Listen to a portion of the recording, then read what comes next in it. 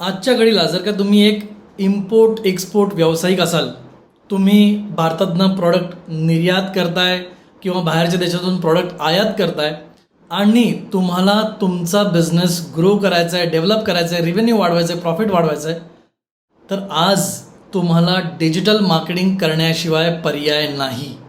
आणि डिजिटल मार्केटिंगच्या मदतीनेच तुम्ही तुमचा बिझनेस ग्रो करू शकता, वाढवू शकता. हे कसं करायचं हे जर का तुम्हाला जाणून घ्यायचं आहे तर आजचा व्हिडिओ शेवटपर्यंत बघा आणि आवडल्यास लाईक सबस्क्राईब देखील करा. सगळ्यात पहिले जर का इम्पोर्ट एक्सपोर्टचा बिझनेस तुम्ही करताय तर सगळ्यात पहिले खूप जास्त महत्त्वाचं आहे की तुम्ही तुमचं टार्गेट मार्केट अंडरस्टँड करा की कोणत्या देशामध्ये तुम्हाला काम करायचं आहे, कोणत्या मार्केटमध्ये तुम्हाला काम करायचं आहे, कोणत्या कस्टमरसोबत तुम्हाला काम करायचं आहे, कोणत्या प्रकारच्या ऑडियन्ससोबत तुम्हाला काम करायचं आहे, त्यांची बाईंग कॅपॅसिटी काय आहे, त्यांचं इंटरेस्ट काय आहे, त्यांचं बिहेवियर काय आहे, त्यांचं डेमोग्राफिक्स काय, त्यांचं वय, त्यांचं एज्युकेशन पॅटर्न.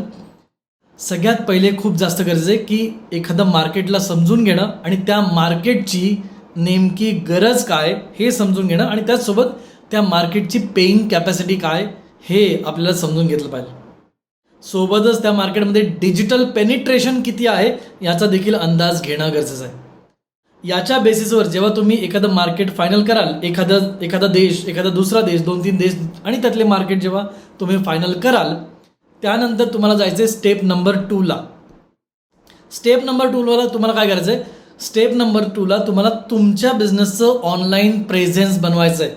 तुमच्या बिझनेसची डिजिटल इकोसिस्टम बनवायची आहे ज्यामध्ये तुमची वेबसाईट असेल, तुमचं यूट्यूब असेल, फेसबुक, इंस्टाग्राम, लिंक्डइन, ट्विटर हे सगळे सोशल मीडिया प्लॅटफॉर्म तुम्हाला एकत्रितपणे सेटअप करायचे आहेत.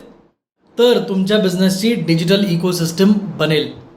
आणि हे सेटअप करताना काळजी घ्यायची आहे की ज्या मार्केटमध्ये तुम्हाला काम करायचं आहे, ज्या देशामध्ये तुम्हाला काम करायचं आहे त्याच्याशी रेझोनन्स या इकोसिस्टमचा असलं पाहिजे, त्याच्याबद्दलची माहिती देखील इथं असली पाहिजे आणि आपण तिथे प्रॉडक्ट सर्व्हिस सप्लाय करतो, डिलिव्हर करतो किंवा तिथून मागवतो हे देखील त्यामध्ये मेन्शन असलं पाहिजे.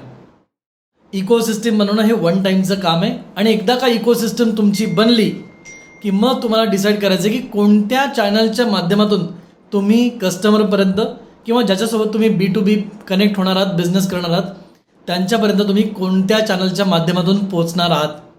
तुम्ही यूट्यूबचा वापर करणार आहात का, तुम्ही लिंक्डइनचा वापर करणार आहात का, तुम्ही ईमेल मार्केटिंगचा वापर करणार आहात. तुम्हाला तुमच्या मार्केटिंगचं चॅनल सगळ्यात आधी डिसाईड केलं पाहिजे आणि मग त्याच्या थ्रू तुम्हाला पुढचं कॉन्टॅक्ट्स कम्युनिकेशन केलं पाहिजे.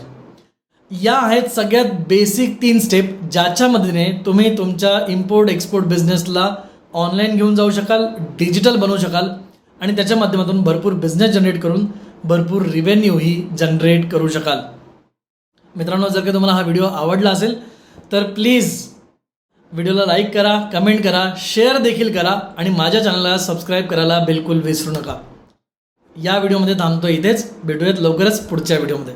Thank you so much.